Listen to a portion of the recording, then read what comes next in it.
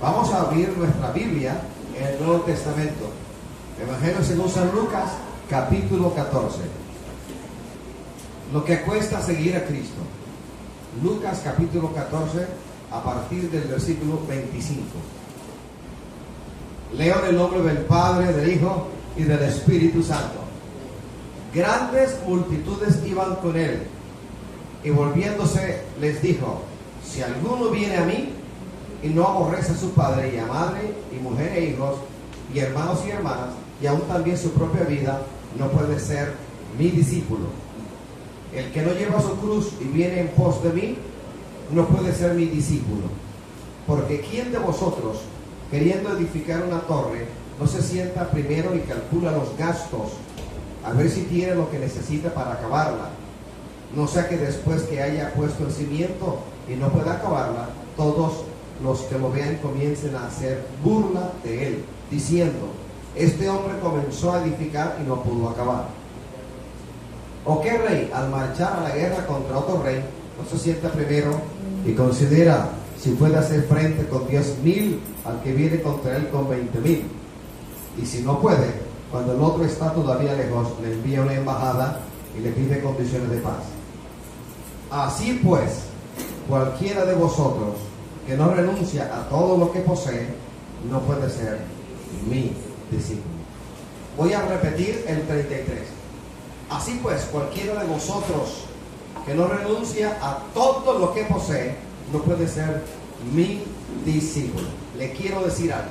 Lo que el Señor pone en mi corazón, lo voy a hacer. Antes de empezar a predicar, le quiero compartir algo. En nosotros no debe haber ninguna duda de que el Señor está con nosotros. Al momento de dudar, inhabilitamos el poder de Dios. Es un requisito que el Señor demanda de nosotros: creer. Porque si no creemos, no podemos ver el amanecer de un nuevo día.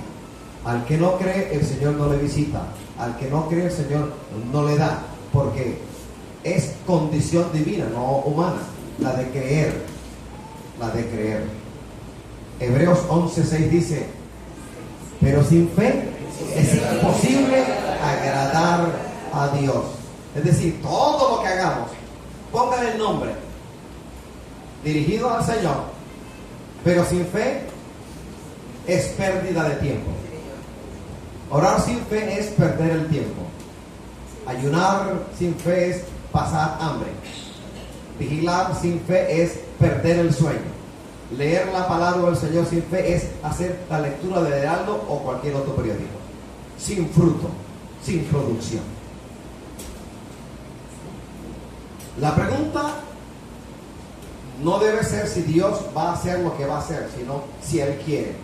Yo no tengo ninguna duda de que el Señor tiene el poder para hacer lo imposible. ¿Quiere hacerlo el Señor? Así que como el leproso, eso es lo que tenemos que decirle: Señor, voy a creerte. ¿Quieres hacer el milagro, el portento, la maravilla que mi situación necesita? Nosotros no predicamos a un Dios que es indiferente a nuestra necesidad, ni predicamos a un Dios que no se manifiesta a nosotros. El Señor se manifiesta. Predicamos a un Dios que sí se manifiesta. El Señor no deja de revelarse. Cuando el Señor revela algo, Él tiene un propósito detrás de cada revelación. Y cuando tú eres el que recibe la revelación, prepárate, porque Dios quiere hacer algo contigo y en muchas personas a través de ti. Uno nunca recibe una revelación de Dios porque al Señor le pase revelarnos algo. No, Él lo hace. Esa revelación está conectada con un propósito de Dios en nuestra vida. ¿Cómo reaccionar ante las cosas que el Señor revela? Ante lo que Dios muestra en sueños, en éxtasis, en visión de día, en visión nocturna, en operaciones diversas del Espíritu Santo. ¿Qué hacer con la revelación de Dios que nos viene por palabra de ciencia, por palabra de sabiduría, en el discernimiento de espíritu? ¿Qué hacer cuando el Señor envía un ángel y se manifiesta a nosotros y habla con nosotros y trae una palabra revelada a nuestra vida?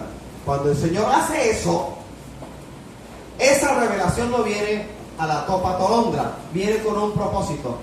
Va a estar conectada a la revelación de Dios en tu vida con algo que Él quiere que tú hagas. y con algo que Él quiere hacer a través de ti en otras tantas vidas. Predicamos a un Dios de poder. El Señor no solo es sabiduría, también es poder. Cristo es sabiduría de Dios y poder de Dios. Que el Señor me ayude a decir lo que te voy a decir ahora, porque intenté hacerlo antes de empezar el culto aquí con un hermano, y lo he intentado hacer en ocasiones anteriores y no he podido, porque es prácticamente imposible. Aquí voy en todo caso. Ay de ti como no creas en el Señor. A ti pecas cuando dudas que Dios puede hacer algo en tu vida. No hay demonio, no hay principado, no hay potestad, no hay gobernador de las tinieblas de este siglo, no hay ninguna hueste espiritual de maldad, ni Satanás mismo tiene el poder que tiene el Cristo que resucitó para nunca más morir.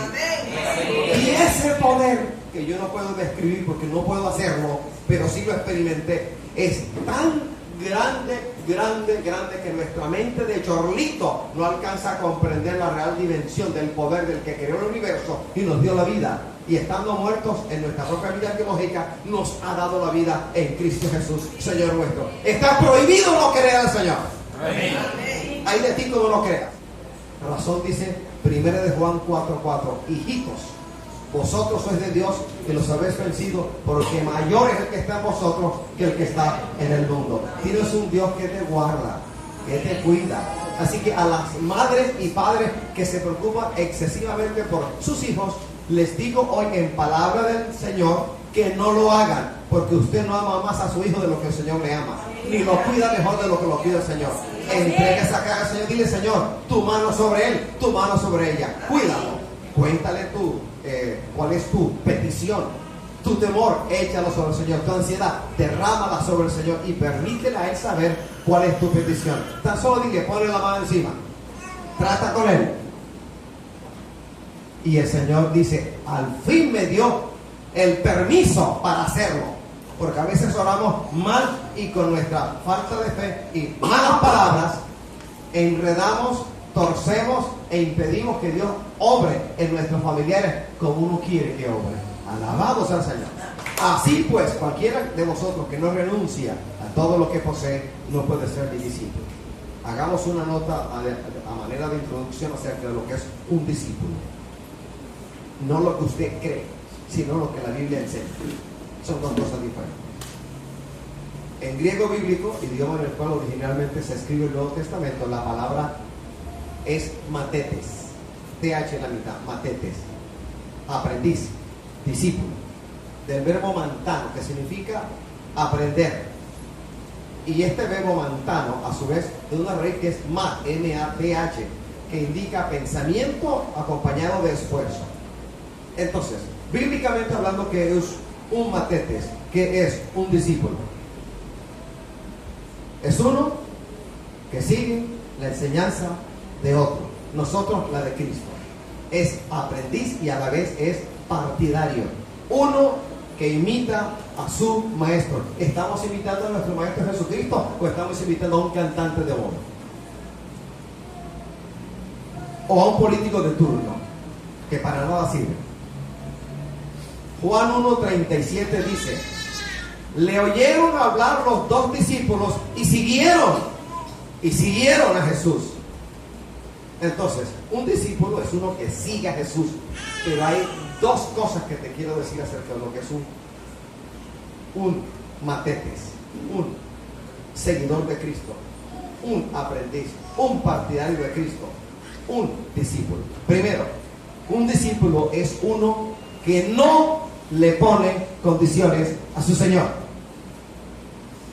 Lucas 9, del versículo 57 a 62 dice: yendo ellos, uno le dijo en el camino: Señor, te seguiré a donde quiera que vayas. Y le dijo Jesús: las zorras tienen guaridas y las aves de los cielos nidos, mas el Hijo del Hombre no tiene donde recostar la cabeza. Y dijo a otro: sígueme. Él le dijo: Señor, déjame que primero vaya y entierre a mi padre. Jesús le dijo: deja que los muertos entierren a sus muertos. Y tú ve y anuncia el reino de Dios. Entonces también dijo otro, te seguiré, Señor, pero déjame que me despida primero de los que están en mi casa. Y Jesús le dijo, ninguno que poniendo su mano en el arado mira hacia atrás es apto para el reino de Dios. Uno que no le pone condiciones al Señor es un discípulo.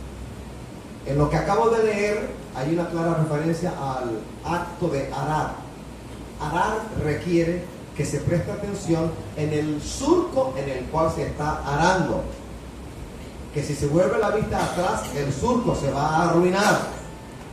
La expresión mirar atrás tiene clara referencia, bíblicamente hablando, a el caso de la esposa de la mujer de Lot. La referencia aparece en Génesis 19:26. Mirar atrás. No se refiere al acto físico de voltear la cabeza y girarla 180 grados. No, se refiere a anhelar aquello de lo cual salimos, anhelar aquello de lo cual nos sacó el Señor.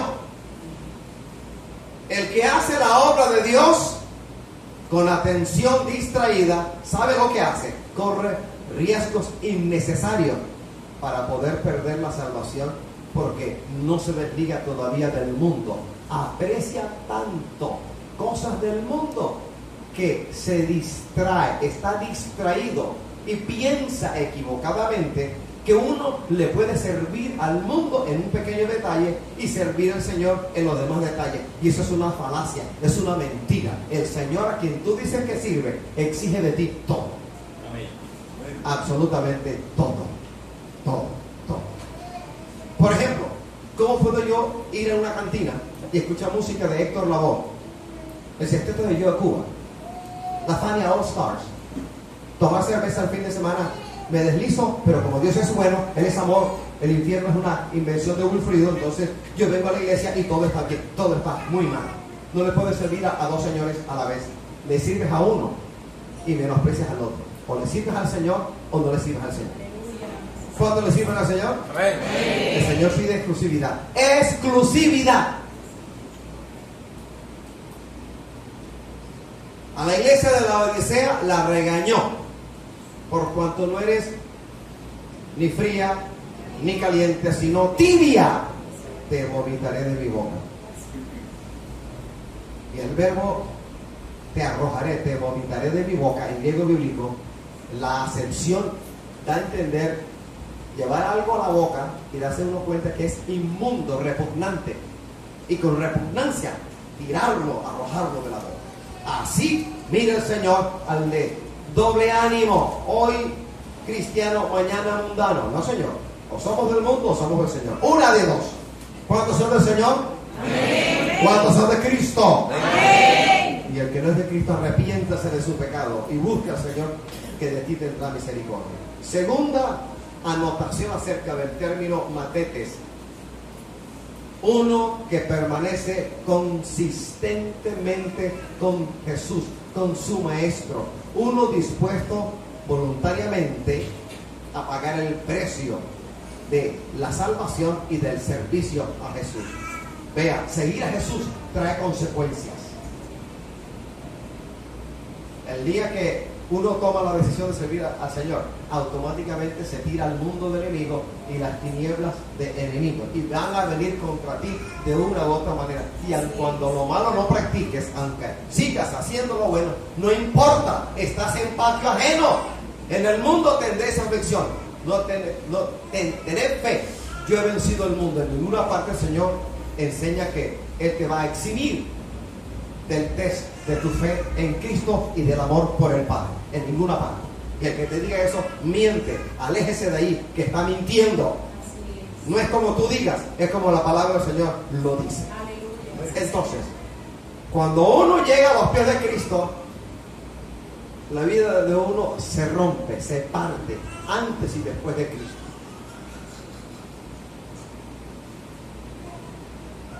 Toma uno partido. Uno no puede ser bipartidario, un pie allá y otro pie acá. No. En el mundo espiritual, uno sube o baja, uno no puede estar a la mitad. En el mundo espiritual no hay vacaciones. O haces lo bueno o haces lo malo. En el mundo espiritual no hay semanas acumulables como ante Colpensiones o Porvenir o cualquier otro fondo privado de pensiones. Debemos repasar el capítulo 3 de Ezequiel y el capítulo 33 de Ezequiel. Léalo en su casa y descubra que cuando el justo empieza a hacer lo injusto, sus acciones justas no son tenidas en cuenta. Aprenda que el injusto, el impío, el pecador, cuando empieza a hacer lo bueno, sus acciones injustas, impías en las cuales anduvo, no serán tenidas en cuenta. Y la misma vara es para medir al uno y para medir al otro. Alabado el Señor. Amén. Vamos a proseguir al blanco. Habiendo hecho este pequeño receso, esta pequeña introducción, vamos al punto 1. El hacer ajustes para poder servir al Señor. Enterito como estábamos, cuando aceptamos al Señor, no podíamos servir al Señor como Él quiere que le sirvamos. Hay que hacer ajustes, hay que renunciar a muchas cosas. Jesús mismo hizo tremendo ajuste. Voy a leer. 2 Corintios 8:9 dice: porque ya conocéis la gracia de nuestro Señor Jesucristo, que por amor a vosotros se hizo pobre, siendo rico, para que vosotros con su pobreza fueseis enriquecidos. ¿Qué significa eso? Jesús se despojó a sí mismo de su posición celestial. Él creó el universo. El primer capítulo, primeros versículos de Primera de Juan, del Evangelio según San Juan y de Colosenses hablan de que todo lo que está hecho no se hizo sino a través de Jesús. Dejó su posición celestial, su trono. Tremendo de ajuste. Viviendo en medio de la alabanza de los santos ángeles que le servían, decidió ser encarnado en el vientre de una mujer judía para llevar a cabo un proceso de redención. Es decir, dejó su cielo eterno, lleno de gloria, para unirse al Padre en la obra redentora en esta tierra. Y lo logró con muerte de cruz. Es decir, el ajuste que Jesús hizo fue gigantesco, colosal, sin par en la historia de la humanidad, para poder redimir al que se había perdido, que era el hombre. Dios, en la persona de Jesucristo, tuvo que hacerse hombre para que en condición de hombre pudiera redimir lo que solamente en condición de hombre se podía redimir. Es falsa doctrina decir que Cristo redimió a la humanidad en espíritu. Mentira. Porque la palabra que Él dio, la ley que Él dio, exigía que el único que podía redimir al hombre era un pariente redentor. Papá, abuelo, tatarabuelo, tío, primo, hermano mayor, varón, pariente. Y por eso se hizo pariente de nuestra humanidad. Y como tal nos redimió. El de Cristo fue tremendo de ajuste. Tremendo de ajuste. En el momento de, capítulo 4 de Mateo, en el momento de la tentación de Jesús, 40 días de ayuno, 40 noches de ayuno.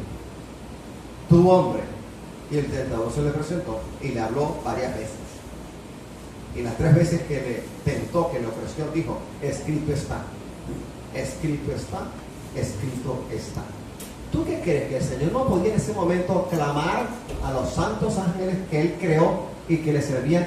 No habían venido a asistirlo. Claro que habrían podido venir a asistirle, pero si hubiese hecho semejante cosa, habría roto la ley que Él mismo dio, porque era en condición de hombre que Él tenía que redimirnos. Nunca dejó de ser Dios, pero no acudió al poder que siempre tuvo como Dios, sino que hizo uso de algo que para ti, para mí debe ser común y corriente: usar la palabra, porque dijo: escrito está, escrito está, escrito está.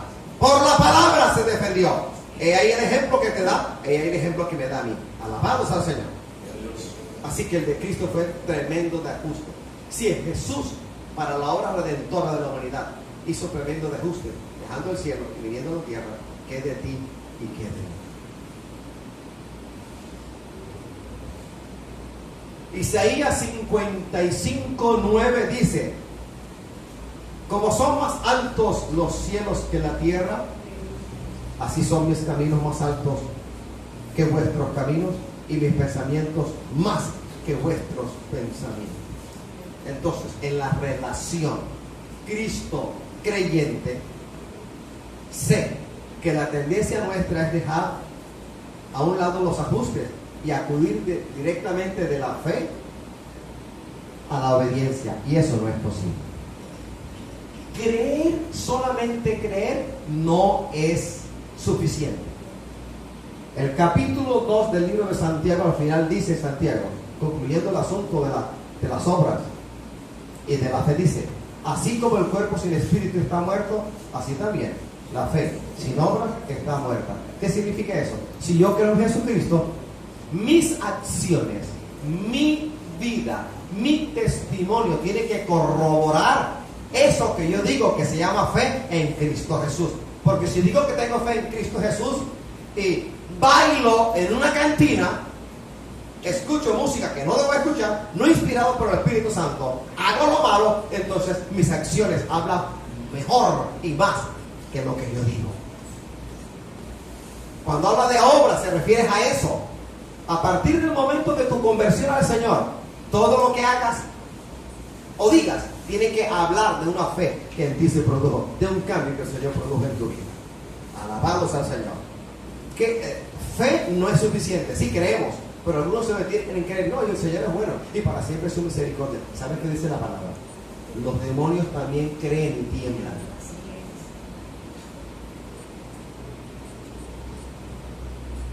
Cuando el Señor me llamó, empezó a trabajar conmigo. Y me tocó empezar a hacer ajustes. Dejar esto, dejar aquello, dejar aquello, dejar aquello, dejar aquello, dejar aquello y dejar aquello. Ajustar mi vida al Señor. Me tocó ajustar mi vida al Señor. Y tú quieres servir al Señor, pero no quieres ajustar tu vida. Quieres ser la misma de siempre, pero quieres servir al Señor. Quieres los beneficios del Evangelio, pero no dejas al mundo. Le haces guiños al mundo, participas de ciertas actividades del mundo. Sin embargo, le quieres servir al Señor. Y eso no se puede, mi hermana. Hermano, no se puede. He hablado del pasar del creer al obedecer. Para que yo le obedezca, ¿qué es obediencia realmente? Cuando el Señor me ha llamado, obediencia significa no solo creer y leer y entender y memorizar tanta palabra como sea posible, sino hacer los ajustes que el Señor me está pidiendo. Él te va a pedir, Él exige, Él me pide, Él me exige. Cierta ocasión pedí y el Señor me dijo: acuérdate de una oración que hiciste en una habitación. Cuando el Señor da la palabra, a veces uno queda sin entendimiento, pero como es palabra salida de Él, esa palabra a uno lo lleva a donde Él quiere que uno llegue. Y me llevó a una habitación en el año 1984 en La Guajira, el campamento de la mina, Albania, de noche, al lado de un ángel. ¿Y qué oración me decía el Señor que yo había olvidado? Y siendo la vida mía, no mía, sino tuya, úsala. Porque yo pregunté al ángel, bueno, yo quiero orar, está bien, pero ¿qué oro? Y él me dijo, repite lo que te voy a decir. Y detrás de mí lo dijo, y yo lo repetí, siendo la vida mía, no mía, sino tuya, úsala. Pues esa tarde el Señor me recordó esa oración. ¿Y sabes qué añadió? Si tú me entregaste tu vida y yo soy el propietario, el dueño, el poseedor de tu vida, ¿acaso yo no puedo hacer lo que yo quiera con lo que es mío? ¿Qué es lo que te cuesta? ¿Qué te cuesta renunciar? ¿Qué es aquello que tú haces que debes renunciar para acercarte más al Señor? Para que el Señor obre en ti tremenda obra que Él tiene a portas para tu vida. ¿Cuál es la talanquera? ¿Cuál es la oposición? ¿Cuál es el obstáculo? ¿Qué dices? ¿Qué piensas? ¿Qué haces? ¿Qué no haces? ¿Qué no piensas? ¿Qué no dices? Que está estorbando al Señor para que haga en ti una obra para la cual te ha llamado. Nuestros caminos son tan diferentes a los caminos del Todopoderoso que la única manera de seguirle es ajustándonos a lo que Él demanda de nosotros y ajustando nuestra vida a sus caminos. Él no se va a ajustar a ti, te toca a ti hacerlo con respecto a Él. Punto número 2. Vamos a dar un ejemplo de obediencia y vamos a dar otro de desobediencia. Y luego vamos a dar más ejemplos bíblicos de lo que Dios demanda del hombre. Cuando el Señor llama a alguien, no lo deja intacto, no lo deja como lo llamó. No lo deja así. Lo deja y prepárate. La mano del Señor va sobre ti. Te van a atacar. Vas a tener experiencias con demonios. Satanás te va a hablar. Porque cuando uno es cristiano evangélico, templo del Espíritu Santo, uno puede ser negro, marroncito, fucsia, rosado, blanco o transparente, que por ser templo del Espíritu Santo, doquier que vaya, en ti hay una luz. Amén. Los mismos brujos dicen, en él hay una luz.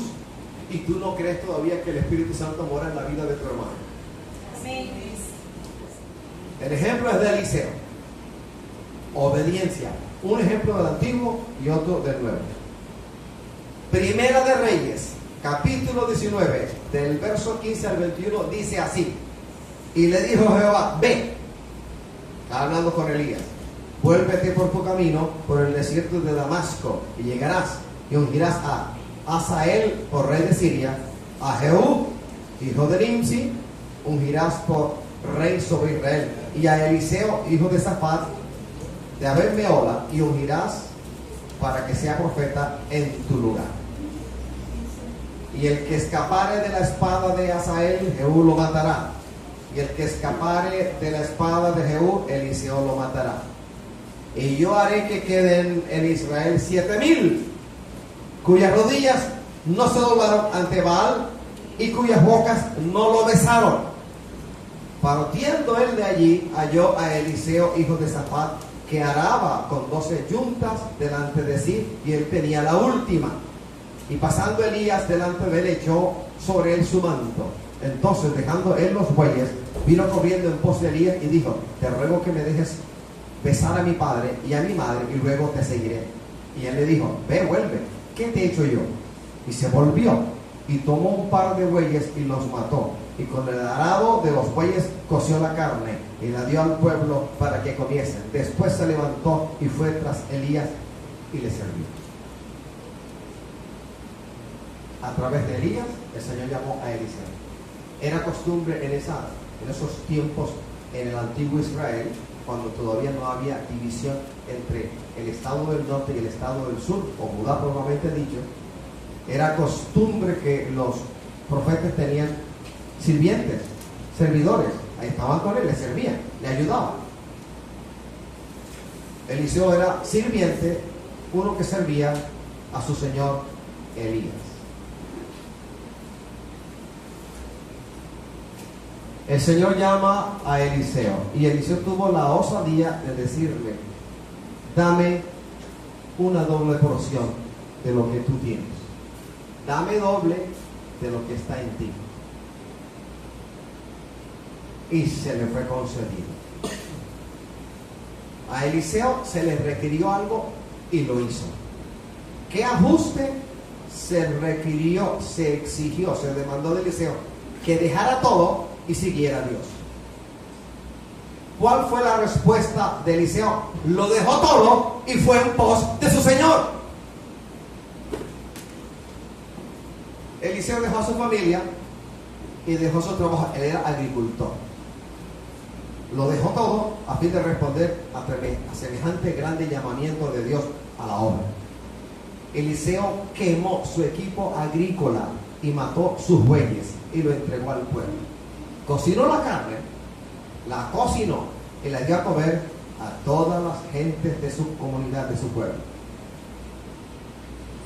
Cuando él hizo eso, dejó a la familia, quemó su equipo agrícola, sacrificó los bueyes y lo cocinó y lo dio a comer a los demás, estaba pensando en no regresar nunca más. no estaba pensando en regresar cuando hizo semejante cosa, sino proseguir al blanco. Estuvo dispuesto a hacer un tremendo de ajuste. Dios lo llamó a una obra grandísima, pero también exigió de él ajustes, cambios. Deja esto, deja aquello, vuelve a hacer esto, prosigue al blanco. Cuando Eliseo hizo los ajustes que el Señor le demandó, se colocó en posición de obedecer a Dios. ¿Sabes cuándo soy obediente? Cuando hago lo que el Señor me manda hacer. Cuando ajusto mi vida, ahí soy obediente. Mientras no lo hago, soy desobediente.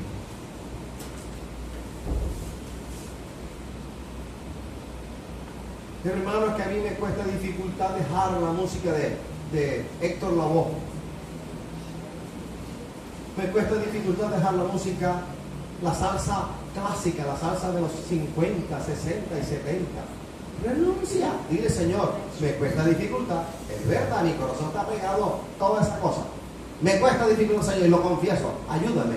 Yo renuncio y yo sé que por muy débil que tú seas, por muy débil que seas, por muy débil que seas, a Jesús es suficiente que decidas, que tomes la decisión de dejar todo eso que está estorbándolo.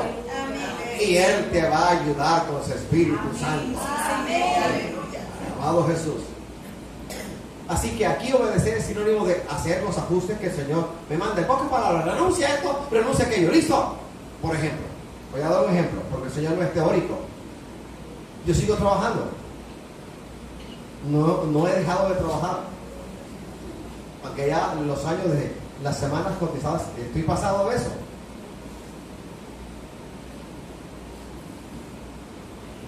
Hermano, ¿y por qué no dejas de trabajar? Porque estoy en obediencia al Señor. ¿Tú qué crees que esta tarde mi corazón no va a palpitar cuando piense que mañana me toca levantarme temprano para ir al lugar de trabajo? Cuando yo no quiero ir a trabajar, no quiero. Pero ¿qué es lo que debo hacer? ¿Lo que quiero hacer o lo que el Señor ha demandado de mí? Me toca ser obediente. Tomar mi cruz, negarme a mí mismo y seguirlo hasta cuando Él diga: sal de en medio de ellos.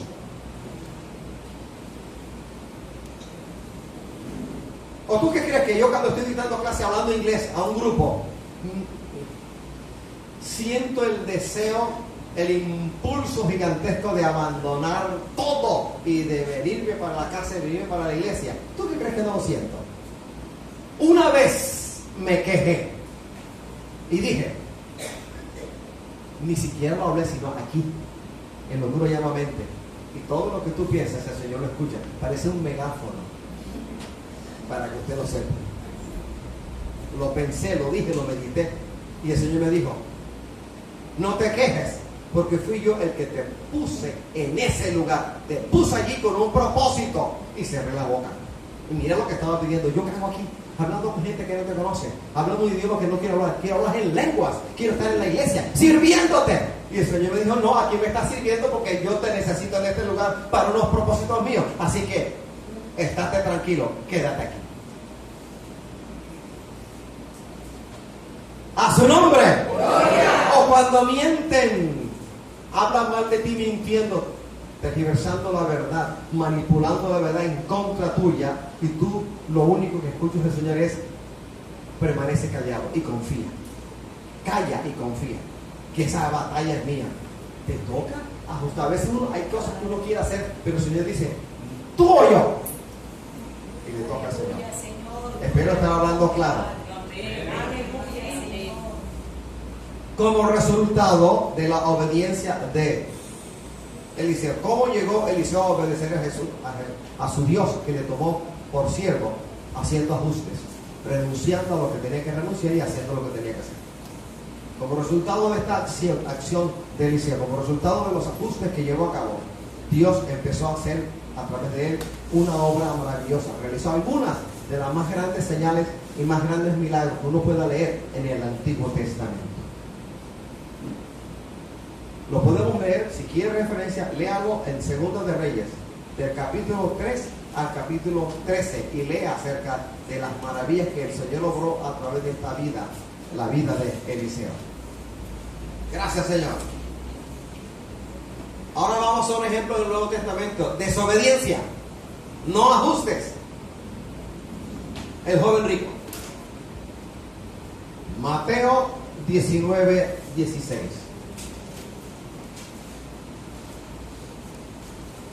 Alabado sea Jesús.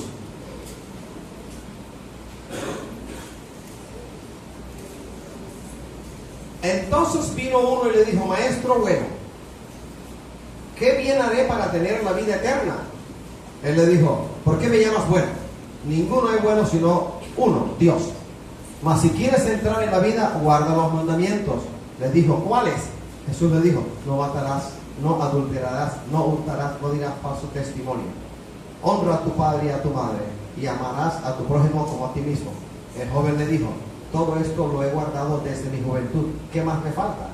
Jesús le dijo: si quieres ser perfecto, anda, vende lo que tienes y dalo a los pobres, y tendrás tesoro en el cielo, y ven y sígueme. Oyendo el joven esta palabra, se fue, triste, porque tenía muchas posesiones. Entonces Jesús dijo a sus discípulos: de cierto os digo, que difícilmente entrará un rico en el reino de los cielos. Otra vez os digo, que es más fácil pasar un camello en el ojo de una aguja, que entrar un rico en el reino de Dios. Sus discípulos, oyendo esto, se asombraron en gran manera, diciendo: ¿quién pues podrá ser salvo? Y mirándolo, Jesús les dijo: para los hombres esto es imposible, mas para Dios todo es posible. Entonces respondiendo Pedro le dijo: he aquí, nosotros lo hemos dejado todo y te hemos seguido. ¿Qué pues tendremos? Y Jesús le dijo: de cierto os digo, que en la regeneración, cuando el Hijo del Hombre se siente en el trono de su gloria, vosotros que me habéis seguido también os sentaréis sobre 12 tronos, para juzgar a las 12 tribus de Israel. Y cualquiera que haya dejado casas, o hermanos, o hermanas, o padre, o madre, o mujer, o hijos, o tierras, por mi nombre, recibirá 100 veces más y heredará la vida eterna. Pero muchos primeros serán postreros, y postreros primeros.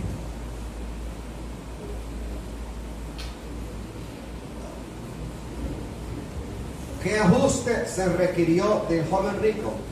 Que dejara todo, que vendiera todo y lo diera a los pobres, y que siguiera a Jesús. ¿Cuál fue la respuesta del joven rico? Se llenó de tristeza y se devolvió por el camino que lo había llevado a Jesús. Volvió a la vida antigua. Reflexión bíblica. El amor que el joven tenía por el dinero y su codicia lo hacían idólatra. Efesios 5:5 dice: porque sabéis esto, que ningún fornicario o inmundo o avaro que es idólatra tiene herencia en el reino de Cristo y de Dios. Hago un alto. Ídolos.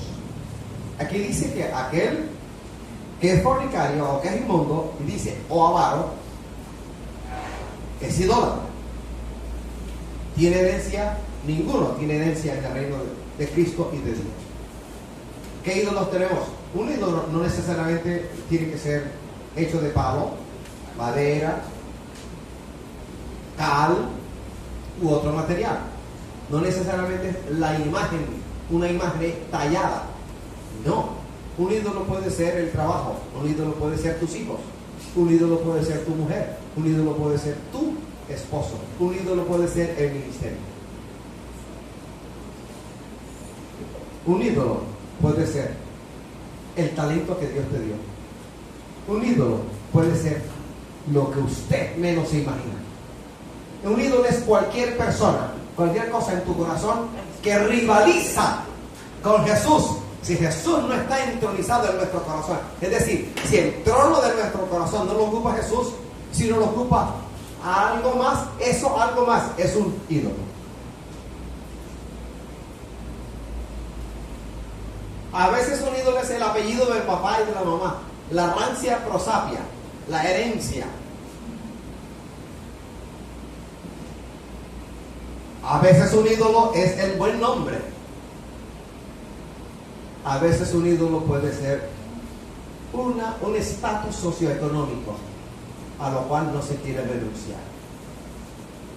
Un ejemplo, conocí a alguien, vamos a omitir el nombre, y cuando llegó la época de carnavales, la iglesia en la cual asistíamos celebraba un campamento. El campamento normalmente lo hacíamos en Huachaca o algún pueblo cerca de Huachaca, por Cañaveral.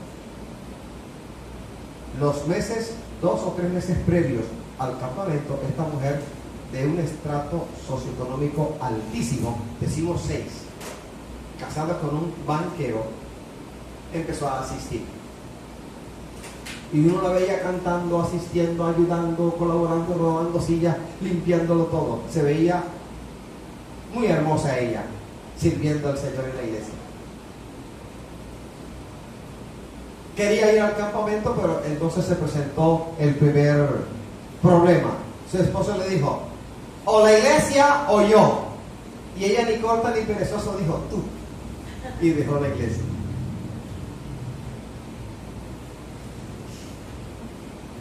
No era el esposo, era el estatus socioeconómico, era el buen nombre, era el disfrutar de ir por aquí y por allá, o de que la llamaran, o de ser reconocida en los círculos de la vida social que aparece en el Heraldo, por ejemplo. Renunció a lo uno porque nos vio a todos malucos, feos, detestables, repugnantes, de baja estofa. Y todavía escucho a ciertos hermanos y hermanas hablar, ay, fulanito, pero es un médico prestante. Y el ¿qué prestante? Ni que 8 cuartos prestante. Se llama Jesucristo, Señor, el dueño del universo, el que lo creó, el que te puede dar vida, salvación eterna. Alabado Jesús. A su nombre. Él es prestante, pero es fornicario. Él es una figura pública prestante, pero es un bandido. Él es una figura prestante y tus ojos, la bala tuya se va detrás de eso. Pero cuando hablamos de Jesucristo, todo cambia. Todo cambia. El barro se pone duro. Alabamos al Señor. El lío del joven rico, ¿cuál fue? Erró y no llegó a conocer al verdadero Dios y a Jesucristo, el enviado del Padre eterno. El lío de él era el lío de muchos en Barranquilla. Quería la vida eterna, pero no quiso ajustar su vida al Señor. Quería la bendición del Padre, del Hijo y del Espíritu Santo, pero no estuvo dispuesto a hacer ajustes. El ajuste que Dios le pidió fue: lo que tienes, véndelo, dáselo a los pobres y sígueme. Hasta allí llegó el diálogo con el Señor. Entonces, para el uno y para el otro, ¿qué ofrece el Señor? Y para ti, ¿qué ofrece el Señor? ¿Qué recompensa ofrece el Señor? Que la palabra hable. Juan 17:3 dice: y esta es la vida eterna, que te conozcan a ti, el único Dios verdadero, y a Jesucristo, a quien has enviado. Nosotros no somos como la iglesia de Tesalónica, en Tesalónica, antigua provincia de Macedonia, donde Pablo estuvo. En segunda de Tesalonicenses, Pablo ajusta un pequeño problema que había allí. En el primer viaje que hizo, y luego a Corintios, les habló de la venida de Cristo. De hecho, estando en Corinto, recibió noticias de que algunos hermanos que él conoció en Macedonia, específicamente en Tesalónica, habían muerto, y la muerte física de los hermanitos que aceptaron a Cristo en esa iglesia, primer siglo de nuestra era, trajo tristeza profunda a toda la iglesia, tanto que le escribieron a Pablo y le permitieron conocer lo que estaba pasando. Entonces, cuando uno lee Primera de Tesalonicenses, estamos leyendo correspondencia privada. Pablo respondiendo a una inquietud de los hermanos que le escribieron acerca de la muerte de otros hermanos en Tesalónica. Por eso en el capítulo 4, Pablo habla acerca de la venida del Señor. Por eso Pablo habla acerca del rapto de la iglesia, para darles ánimo, para animarlos. Pero en el segundo de Tesalonicenses hay un regaño, porque muchos hermanos, al oír la palabra acerca del rapto de la iglesia, dejaron de trabajar, dejaron de proveer para su familia, andaban ociosos, y el Señor a través de Pablo los regaña para que volvieran a su trabajo, para que hicieran lo uno sin dejar de hacer lo otro. Lo uno era esperar la venida del Señor, y lo otro era trabajar en lo que les tocaba trabajar. Hay que trabajar. El que no provee para los suyos y mayormente para los de su casa ha negado la fe y es peor que un incrédulo. ¿Cómo voy a dejar yo de trabajar? Cuando el Señor me diga, sal de medio de ellos, lo haré. No me ha dicho todavía que lo haga. No lo voy a hacer.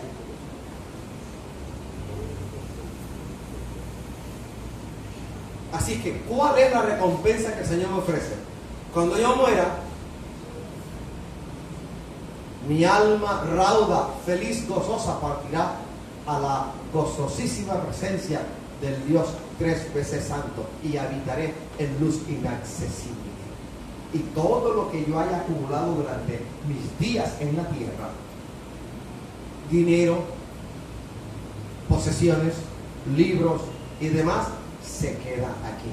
Conmigo no va.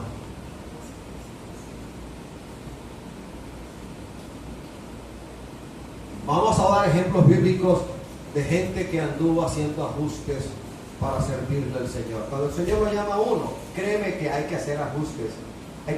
Tenemos que ajustarnos al Señor. El Señor no se va a ajustar a nosotros. No. Nosotros a Él. No es como te dé la gana, es como le dé la gana al Señor. ¿Oyó? Cuando yo veo a un hermano decirme, hermano, el Señor me mostró, yo no quiero decir nada, pero te está mostrando, se está revelando, es con un propósito. Prepárate, porque algo viene de Dios para tu vida. La revelación que Dios nos da es una invitación que Él cursa a nuestra vida para que empecemos a hacer ajustes en nuestra vida a fin de servir. No podemos continuar con nuestra vida como de costumbre y a la vez o al mismo tiempo servirle al Señor. Imposible. Para servirle hay que morir al viejo hombre.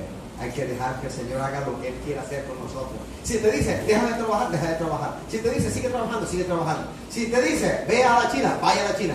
Ve a Australia, usted va a ir a Australia. Vaya a Costa Rica, usted va a ir a Costa Rica. Vaya a Panamá, lo va a hacer. Quédate en tu casa, enciérrate y empieza a orar. No comas, no pruebes bocado. Lo vas a hacer. Lo que el Señor te mande a hacer, te toca hacer.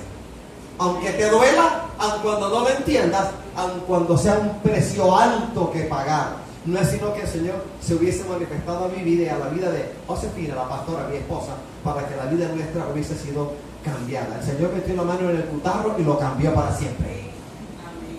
Revolvió la vida y nos tocó hacer ajustes para su obra. Hay algunos que quieren el pastorado. ¿Saben por qué quieren pastorado? Muchísimos. Por el dinero, por los diezmos, por la ofrenda, por el carro, por las 4 puertas, por las 6 puertas, por las 8 puertas, por la limusina, por los viajes a Puerto Rico, a Cancún, a Puerto Vallarta, a Veracruz, por los viajes a Estados Unidos, por un tour en la ciudad de Nueva York, o por una ida a Buenos Aires, o una estadía durante un mes en Ushuaia, en las cabañas cerquitas de Mendoza. Pero no es porque aman al Señor. Ellos ven la brillantez del ministerio pastoral, pero no ven las horas oscuras de ataques, de enfermedad, de dolencias, de escasez, de crisis. Eso no lo ven. Por eso que hay tanta gente que dice, yo soy pastor, yo soy pastor. 1984, cuando yo conozco al Señor, en las iglesias cristiano-evangélicas de sana doctrina, ninguno quería ser pastor. Ninguno quería ser misionero. Y usted, hermano, ¿cuál es tu llamamiento? No, yo soy evangelista. Yo soy maestro de la palabra. Yo soy evangelista. Todo el mundo era evangelista y maestro de la palabra. Y pastor, nadie. Y misionero, ninguno. Ahora cambió todo. Ahora, ¿usted qué es, hermano? Yo soy pastor. Pedigüeños. Atracadores. Noé, capítulo 6, 7, 8 y 9 de Génesis. Noé no podía continuar su vida ordinaria y a la vez construir un arca y a la vez predicar un mensaje de arrepentimiento. No podía, para llevar a cabo la obra que el Señor le encomendó. Es decir, ¿qué le encomendó el Señor a Noé? Uno, construye el arca, y para ello duró 120 años. Y durante esos 120 años, él predicó el mismo mensaje de arrepentimiento. Arrepentido, porque va a venir un diluvio de aguas que se nos va a llevar a todos. No cambió el mensaje, no se cansó, no se aburrió, no se modernizó. ajustó su vida a lo que le llamó el Señor. El hermano Abraham hizo ajustes. Vivía en Ur de los Caldeos, en la parte más sur entre los ríos Tigris y Éufrates, al sur de la llanura de Sinar, en la antigua Mesopotamia. Y tenía posesiones y vivía con los suyos, con sus familiares, con su padre incluso. Abraham no podía servir al Señor y que haberse quedado todavía en Ur de los Caldeos. Le tocó salir de Ur de la comodidad de Ur de los Caldeos a una tierra, a Harán, y luego a la antigua Canaán. No podía haberle servido al Señor Abraham si no hubiese dejado lo que el Señor le pidió. Le dijo, sal, y él salió. Haz esto, y lo hizo. Le pidió un hijo, se lo dio. Capítulo 15 de Génesis. Dame un hijo, que no sea que la va a ser Eleazar el que me herede. Le dio el hijo. 100 años. Su mujer, Sara, 90 años. No menstruaba, no podía tener hijos. Y llegó el muchachito, el hijo de la promesa. Y estando ya de mozalbete, le dijo, ahora ve y sacrifícamelo. Llévatelo y mátalo, sacrifícamelo. Y lo cogió y lo llevó. Abraham no era indiferente. Abraham no era de un bloque de hielo, era un iceberg. Sentía lo que sentía, pero por encima de lo que sentía, estuvo dispuesto a hacer lo que el Señor le pidió. Fue, y de hecho, lo preparó, lo amarró, hizo el altar y levantó el cuchillo de degüello de animales.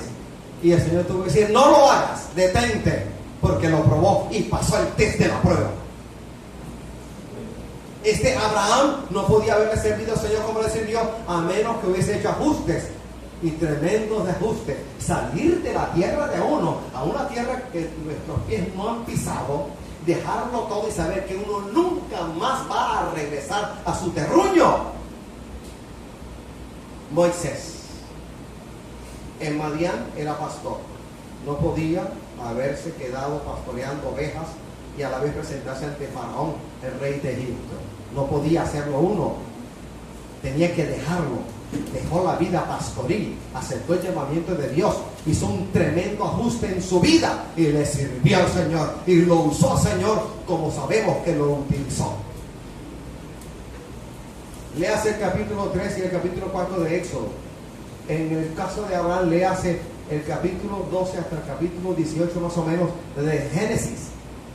David, el menor de su familia, el menor de la parentela de Isaí, era el menor, era pastor de ovejas, peleaba contra los leones de las montañas, peleaba contra los osos. David, para servirle al Señor como rey sobre Israel, como el pastor de las ovejas de Israel, no podía haberlo hecho, no podía haberle servido al Señor como le sirvió, a menos que hubiese hecho ajustes. Primer ajuste, abandonó la vida pastoril.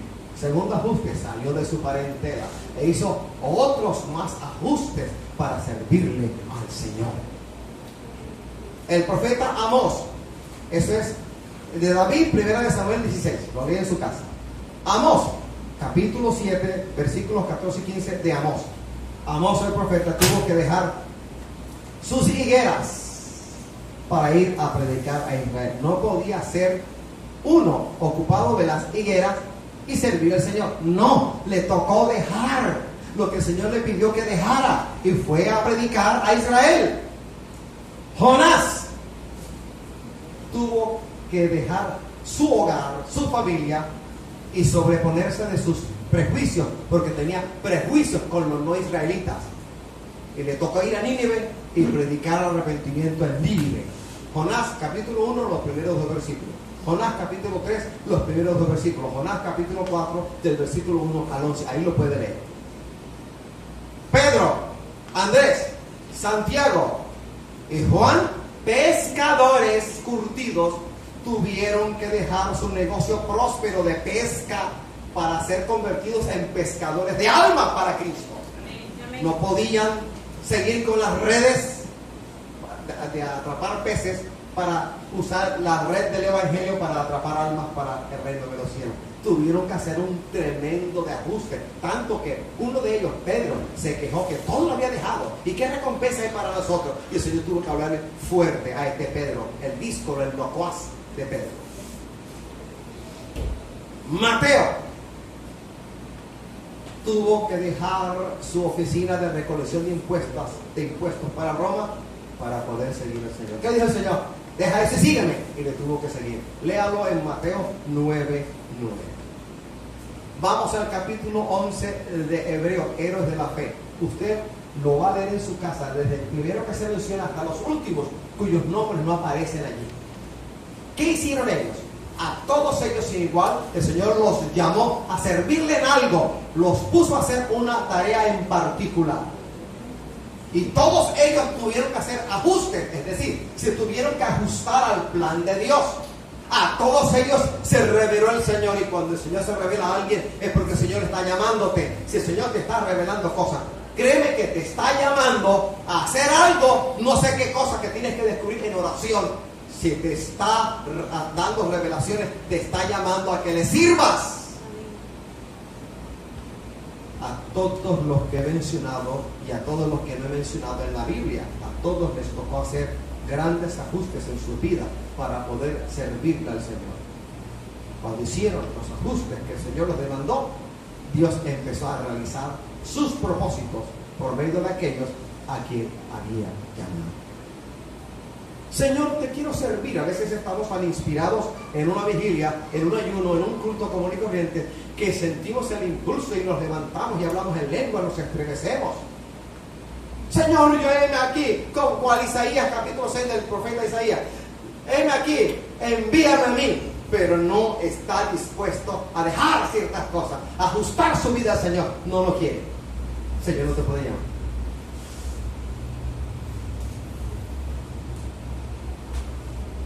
¿Le puedo dar ejemplos?